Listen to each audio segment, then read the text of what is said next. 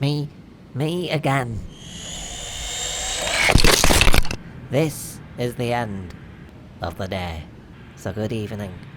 As is tradition, darkness has fallen, and any woeful semblance of sunlight has been banished from this side of the globe forever. Or at least until morning, but it's never a guarantee.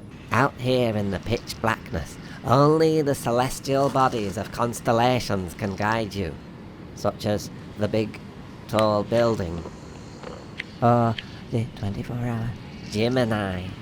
Oh, and look, a shooting Uber with 4.9 star rating.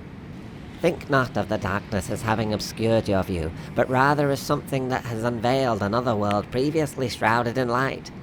Very mysterious. You could also think of it as a good way to try and get a cool video of the van driving around all lit up at night. Either way, let's go.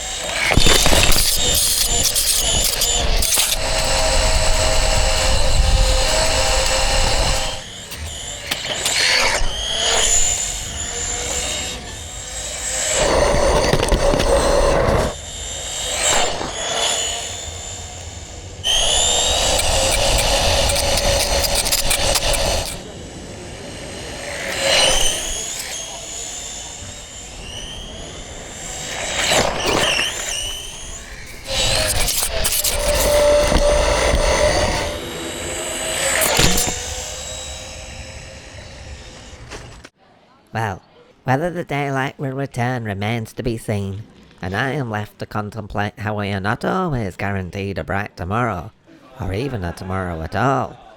So I'm pleased I was able to enjoy today, or at least this evening. It's hard to believe that these stars are all hundreds, if not thousands of light years away, and yet we can still appreciate them. In fact, if they were closer to us, they would destroy us all in a violent radioactive fireball. And then, we definitely couldn't appreciate them. Or anything else for that matter. Not even if you had your aircon on. And I don't have aircon. Not that it would make any difference.